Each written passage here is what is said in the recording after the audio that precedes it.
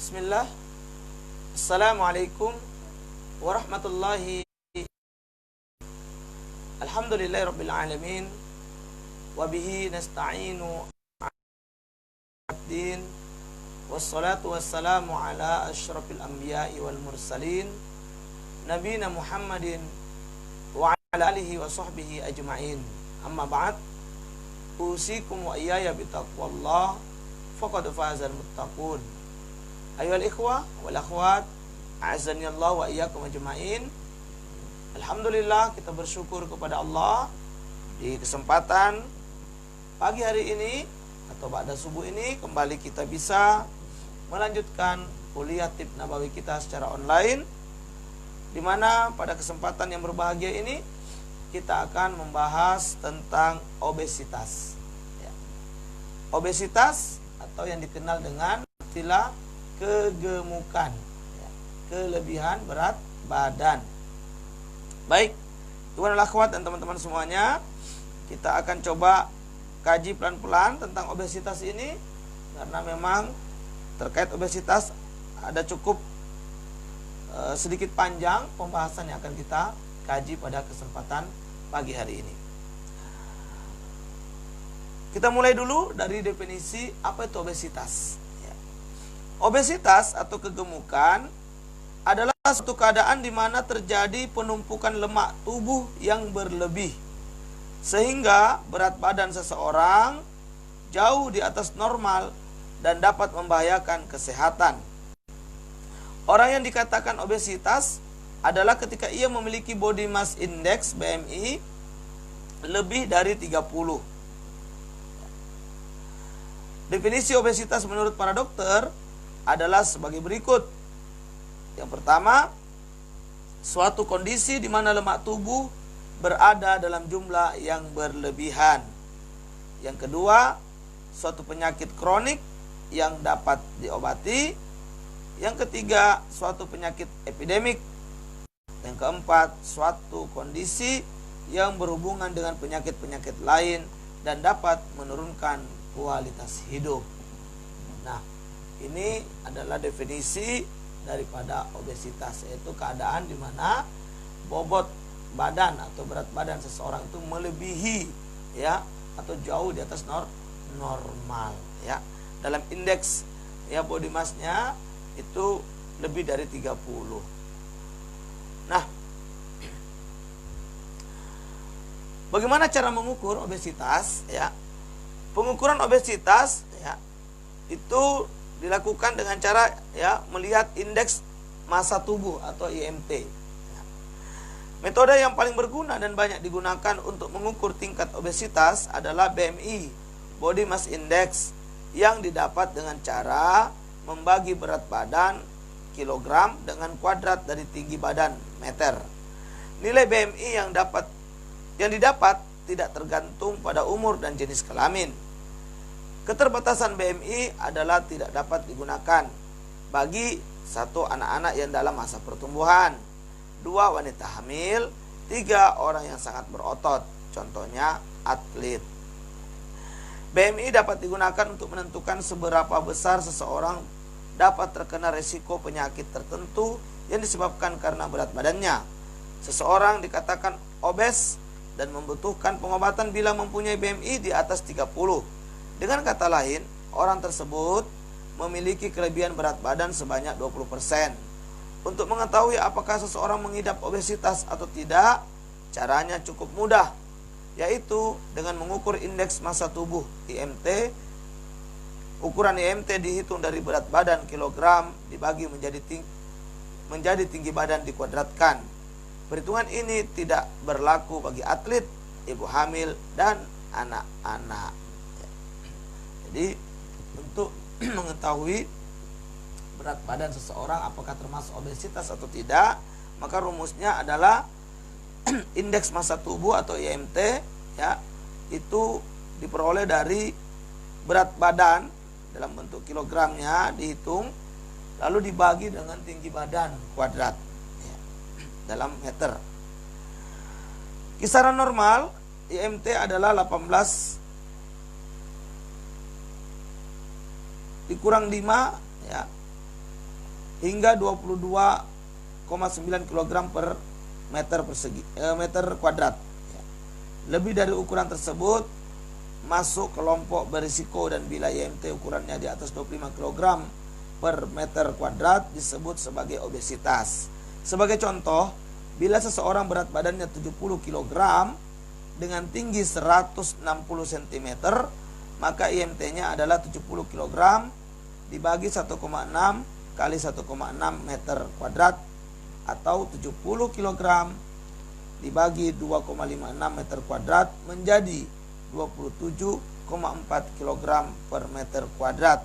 Ukuran IMT tersebut masih menunjukkan keadaan obesitas, sehingga dianjurkan untuk menurunkan berat badan pada kisaran 49 sampai 60 kg agar mencapai IMT normal 18,5 hingga per meter kuadrat. Nah, ini cara melihat apakah seseorang itu obesitas atau tidak. Tidak ada rumusnya. 160 cm ini bagi seseorang dia termasuk obesitas atau tidak, maka dihitunglah dengan rumus tadi. Untuk mendapatkan indeks massa tubuhnya, maka rumusnya berat badannya yang dihitung dalam kilogram dibagi ya dengan tinggi badan yang dihitung dalam meter ya kuadrat. Nah, contoh misalnya berat 70 dan tinggi 160 cm, ya maka hasilnya adalah apa? Hasilnya masanya itu 27,4 kg per meter kuadrat. Ini masih termasuk obesitas. Seseorang harus masih perlu menurunkan berat badannya ke angka berapa? Di antara angka 49 sampai dengan maksimal 60 kg. Nah, berapa sih IMT normal? IMT normal itu 18,5 sampai dengan 22,9 kg per meter kuadrat. Ini IMT normal seseorang. Namun ini tidak berlaku bagi wanita hamil, atlet, dan juga anak-anak di masa pertumbuhan. Ikhwanul akhwat dan teman-teman semuanya yang dimuliakan oleh Allah Subhanahu wa taala. Ya. Selanjutnya kita coba lihat RLPP, rasio lingkar pinggang dan pinggul. Ya. Meskipun cukup efektif untuk mengukur kadar obesitas, sayangnya IMT tidak mencerminkan distribusi timbunan lemak di dalam tubuh. Untuk menilai timbunan lemak perut dapat digunakan cara lain, yaitu dengan mengukur rasio lingkar pinggang dan pinggul atau disebut RLPP, disingkat dengan RLPP, atau mengukur lingkar pinggang LP. Cara ini cukup praktis dan mudah. Bisa dilakukan dengan menggunakan pita meteran seperti yang digunakan oleh penjahit. Meteran itu digunakan untuk mengetahui banyaknya lemak tubuh bagian-bagian tubuh tertentu. Sebagai patokan, pinggang berukuran lebih dari 90 cm merupakan tanda bahaya bagi pria. Sedangkan untuk wanita, resiko tersebut meningkat bila lingkar pinggang berukuran lebih dari 80 cm. Jadi, jangan hanya menghitung tinggi badan, berat badan, dan IMT saja. Lebih baik jika disertai dengan mengukur lingkar pinggang. Ya. Jadi, kondisi obesitas ini tidak cukup juga dengan hanya mengukur tinggi badan, berat badan, ya. Lalu ditemukanlah IMT-nya, indeks massa tubuh. Tetapi perlu juga dilihat lingkar pinggang dan pinggulnya. Ya.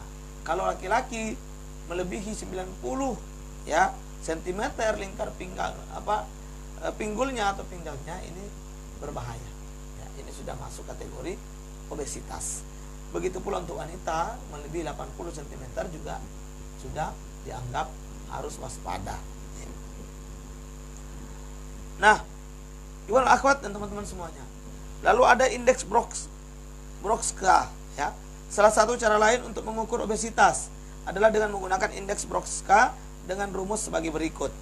Rumus Brokska, berat badan sama dengan tinggi badan dalam sentimeter dikurang 100 kali 100%. Bila hasilnya 90 sampai dengan 110% berat, maka sama dengan berat badan normal. 110 sampai dengan 120% maka sama dengan kelebihan berat badan atau overweight. Lebih dari 120% sama dengan kegemukan atau obesitas. Ini cara mengukur obesitas yang lain, yaitu dengan indeks Borska. Caranya ada rumus, yaitu berat badan akan ditemukan sama dengan tinggi badan dalam sentimeter dikurang 100 dikali 100%. Bila hasilnya itu ditemukan angka 90-110%, maka ini masih normal, ya.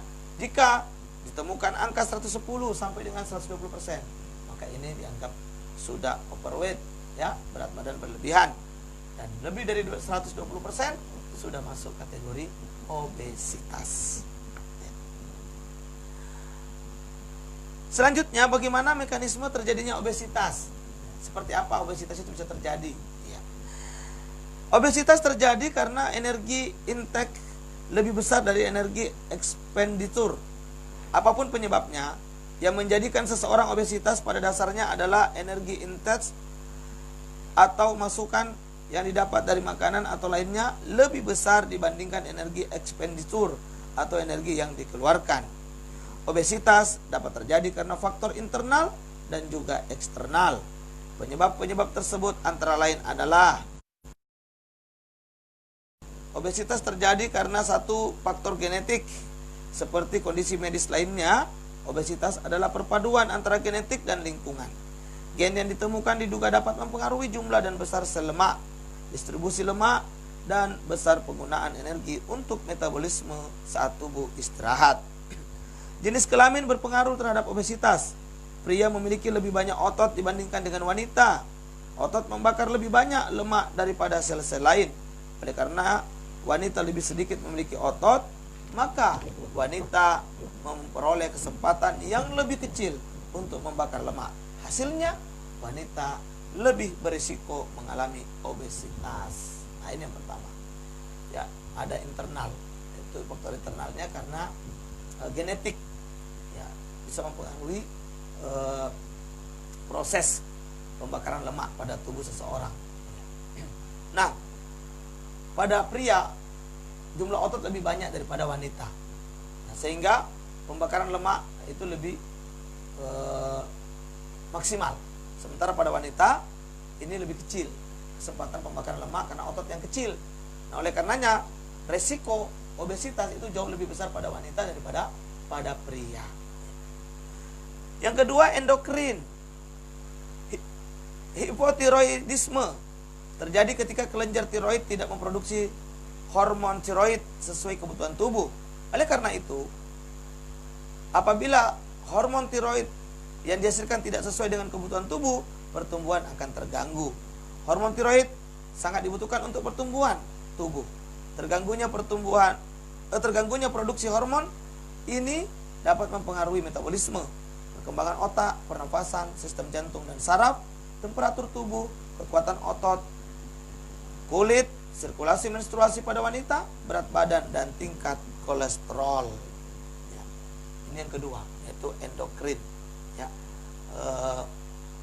Di mana kondisi ketika kelenjar tiroid tidak memproduksi hormon tiroid sesuai kebutuhan tubuh. Ini sangat banyak mempengaruhi kondisi tubuh manusia. Ya. Kemudian ada faktor eksternal. Yang pertama, gaya hidup atau tingkah laku. Kemajuan teknologi seperti adanya kendaraan bermotor, lift, dan lain sebagainya dapat memicu terjadinya obesitas karena kurangnya aktivitas fisik yang dilakukan oleh seseorang. Gaya hidup yang seperti ini yang meningkatkan risiko obesitas. Mengkonsumsi makanan junk food juga dapat menyebabkan obesitas karena pada umumnya berkalori tinggi. Jadi faktor luar itu diantaranya adalah gaya hidup dan tingkah laku. Ya, kemajuan teknologi kita, teman-teman semuanya, ini sudah membuat kita hampir sangat sedikit melakukan gerakan-gerakan yang menguras fisik. Misalnya kita sekarang berkendaraan dengan motor, ya, ada juga dengan lift, ya, sehingga memang hampir tidak ada tenaga yang dikeluarkan, tidak terlalu banyak. Ya. Belum lagi konsumsi makanan seperti junk food yang memiliki kalori yang sangat tinggi. Ini juga bisa sangat membantu terjadinya obesitas. Yang berikutnya, faktor eksternal itu adalah lingkungan dan faktor lain. Obesitas juga dapat disebabkan oleh emosi. Orang mungkin makan berlebihan ketika depresi, merasa putus asa, marah, bosan, dan berbagai sebab lain yang sebenarnya tidak butuh makan. Ini umum terjadi pada wanita muda. Perasaan mereka berpengaruh terhadap kebiasaan makannya. Selain itu, faktor status sosial dan ekonomi sangat mempengaruhi. Pada masyarakat menengah ke bawah, obesitas sangat identik dengan makmur. Namun, pada masyarakat modern, obesitas adalah hal yang harus dihindari. Jadi, ada faktor lingkungan, ya, dan faktor lain. Nah, biasanya bisa karena faktor emosi, khususnya pada perempuan-perempuan muda, ya. Begitu emosi lapar. Begitu emosi, ya, pengennya makan. Nah, ini biasanya, ya, bisa menyebabkan obesitas. Ikhwanul akhwat dan teman-teman semuanya. Lalu kira-kira apa dampak yang ditimbulkan oleh obesitas ini? Ya, ada banyak teman-teman dampak buruk daripada obesitas. Apa saja? Yang pertama, diabetes mellitus. Orang yang obesitas itu peluang untuk terkena DM, ya, diabetes mellitus ini sangat besar, ya, sangat besar. Yang kedua, hipertensi, tekanan darah tinggi. Yang berikutnya, penyakit jantung koroner, ya, jantung koroner yang banyak menyebabkan kematian di negeri kita. Stroke, ini juga, ya, baik karena penyumbatan pada pembuluh darah maupun pecahnya pembuluh darah.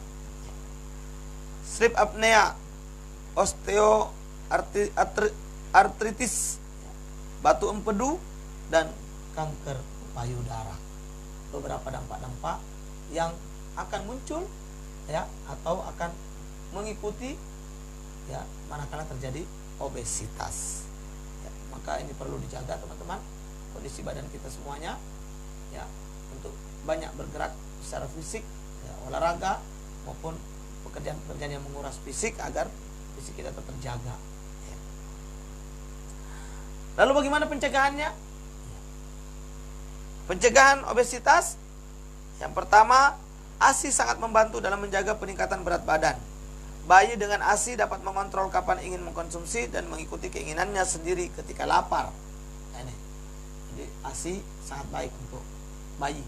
Maka anjuran dalam agama kita, Al-Quran menganjurkan berilah ASI kepada anak-anak, ya, sampai dengan 2 tahun. Dan insya Allah anak-anak kita tidak akan mengalami obesitas kalau dia konsumsi ASI, ya, sejak di waktu bayinya. Kemudian anak 2-6 tahun, sedini mungkin kenalkan dengan kebiasaan yang sehat. Ajak anak untuk lebih aktif dan berikan beragam makanan sehat. Mungkin butuh usaha lebih agar anak dapat menerima beragam makanan, namun jangan menyerah. Ya. Pengalaman kami pribadi, ya, kami lebih cenderung memberi makanan selain nasi misalnya, itu adalah buah-buahan. Tidak memberikan anak-anak makanan-makanan ringan, snack-snack yang dijual bebas di luaran sana, ya, yang kemasan-kemasan murah meriah itu, karena ini bisa membantu merusak, ya, sistem pencernaan anak-anak, ya. Maka buah menjadi sangat cocok untuk anak-anak di masa pertumbuhannya, dan buah ini tidak akan menggemukkan, ya, tidak memberi efek obesitas, ya. Atau makanan-makanan lain yang sehat, makanan olahan-olahan rumahan, ya, yang sehat juga bisa diberikan pada anak-anak kita. Selanjutnya, anak usia 7-12 tahun. Rangsang anak agar lebih aktif setiap hari, dapat dengan kegiatan berkelompok seperti olahraga atau permainan-permainan sehat lainnya. Ajak anak juga tetap aktif di rumah melalui kegiatan seperti berjalan, bermain di halaman, dan juga ajak mereka untuk terlibat ketika membuat makanan sehat. Nah, ini, ya, anak-anak jangan dilarang beraktivitas, ya, jangan disuruh banyak duduk, ya, main handphone, ya, nonton. Nah, itu tidak baik, ya. Biarkan anak-anak beraktivitas, ya. Kalau mereka punya 5 saudara, 6 saudara, misalnya 7 saudara, ya, ajarkan mereka untuk saling bermain bersama, berlari-lari, ya, bermain di halaman, ya, kemudian berolahraga bareng, ya. Nah, artinya permainan-permainan yang bisa menguras fisik mereka sehingga mereka tidak akan mengalami obesitas. Selanjutnya usia 13 sampai 17 tahun. Remaja cenderung menyukai makanan siap saji. Cobalah untuk mengarahkan mereka untuk beralih menyukai makanan yang lebih sehat seperti buah, sayur, serealia. Ya, batasi makanan siap saji dengan kalori tinggi. Ajak untuk lebih aktif setiap hari.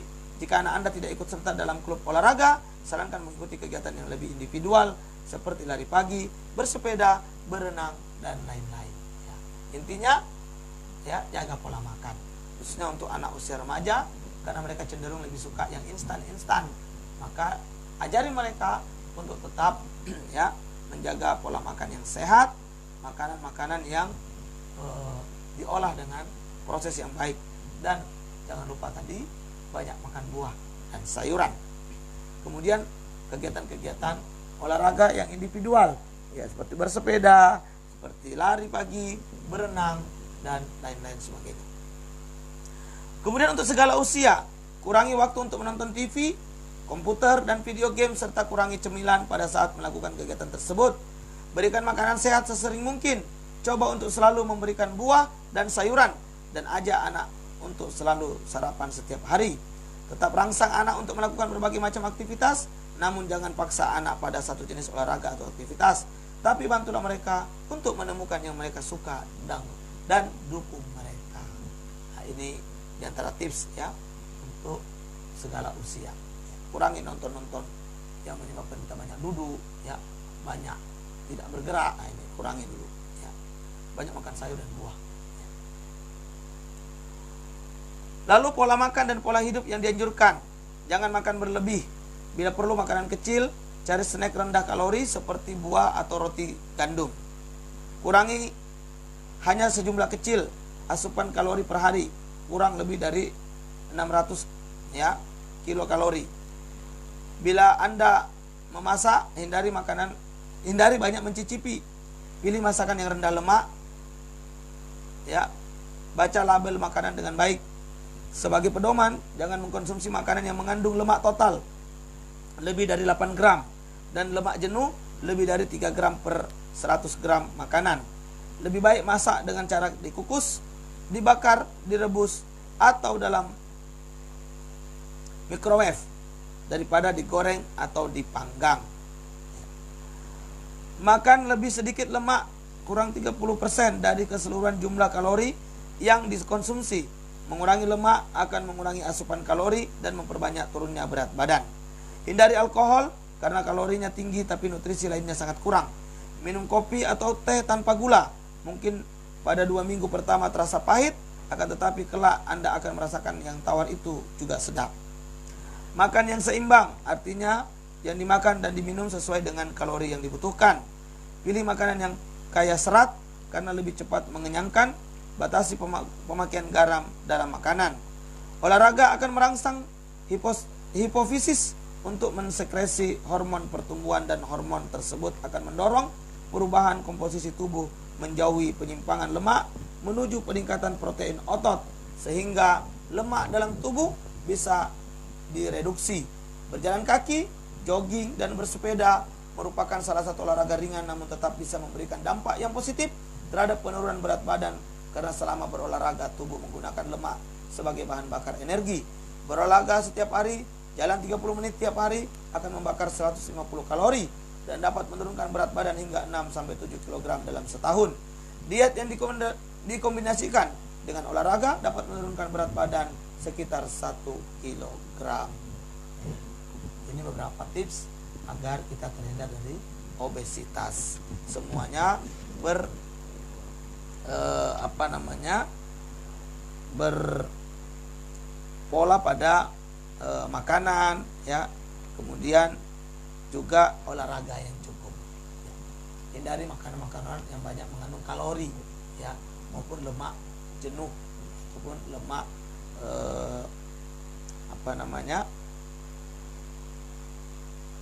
lemak yang tinggi, ya, ataupun lemak jenuh yang juga tinggi. Nah, hindari juga makan makanan yang produk gorengan, ya, produk bakar-bakaran, ya. Lebih baik mengkonsumsi produk kukus ataupun rebusan, ya. Baik, ibu dan akhwat dan teman-teman semua. Lalu tanaman apa yang dianjurkan untuk mengurangi obesitas ataupun mencegah terjadinya obesitas ini, ya kita gunakan pencahar, yaitu daun ungu, ya. Bisa juga dengan daun sena, ya, daun sana ini bagus juga untuk pencahar, ya. Kemudian diuratif, pembersih darah, yaitu bangle, ya. Lipolisis, peluruh lemak, jati Belanda, melancarkan peredaran darah, kemuning, ya. Kencur, ya. Kemudian anti bekuan darah, daun dewa, memperbaiki sistem sirkulasi darah, rumput mutiara, stimulasi metabolisme, sambiloto, diuretik, meniran. Ini adalah hal-hal yang kiranya atau herbal-herbal yang bisa membantu mengurangi obesitas ataupun juga mencegah dari terjadinya obesitas. Saya ulangi kembali, diantaranya adalah herbal pencahar, yaitu daun ungu atau daun sena, ya. Kemudian diuratif, pembersih darah, yaitu bangle, lipolisis atau peluru lemak, jati Belanda, ya, melancarkan peredaran darah, kemuning, kencur, anti bekuan darah, daun dewa, memperbaiki sistem sirkulasi darah, rumput mutiara, stimulasi metabolisme, sambiloto, diuretik, meniran. Ya, inilah beberapa herbal yang sangat baik untuk mengurangi ataupun mencegah dari obesitas. Lalu makanan yang harus dihindari apa saja? Kentang olahan plus krim atau mentega, permen, begitu pula panganan jenis seperti donat, cake, dan bolu gulung, es krim, keripik kentang, daging olahan, jajanan gorengan, makanan cepat saji, minuman bersoda, sereal manis, susu whole milk, ya, susu whole milk, kuah daging, roti, aneka krim, mayones, dan kopi instan. Ini semua adalah jenis-jenis makanan dan minuman yang harus dihindari agar tidak terjadi obesitas. Lalu sinergi bekamnya bagaimana? Ya, untuk kasus obesitas, Iwanul Akhwat dan teman-teman semuanya, bisa kita lakukan pembekaman atau sinergi bekamnya, yaitu dengan membekam area kahil, katifain, belikat, ya, area satu jari di atas siku kiri kanan, ya, di belakang, ya. Kemudian 2 jari di bawah siku di pinggang kiri kanan. Ada sekitar 9 titik. Ini bisa diambil secara rutin setiap bulan, ya, ataupun 2 pekan sekali selama luka telah sembuh. Ini dilakukan rutin selama 3 bulan sampai 6 bulan ke depan, maka insya Allah ini bisa membantu mengurangi obesitas, ya. Kemudian tambahkan 2 titik kop kering di area sejajar dengan pusat kiri kanan di bagian depan perut, ya. Inilah teman-teman sinergi bekam yang bisa dilakukan, ya. Lakukan secara rutin setiap bulan atau 2 pekan sekali selama 3 sampai 6 bulan. Insya Allah bisa membantu penurunan berat badan dan mengurangi terjadinya obesitas. Demikian apa yang bisa kita kaji tentang obesitas pada kesempatan yang berbahagia ini. Mudah-mudahan bermanfaat untuk kita semuanya. Hadanallahu iyyakum ajmain. Barakallahu fikum. Subhanakallahumma bihamdik, asyhadu an la ilaha illa anta, astaghfiruka wa atubu ilaik. Billahi taufiq wal hidayah. Assalamualaikum warahmatullahi wabarakatuh.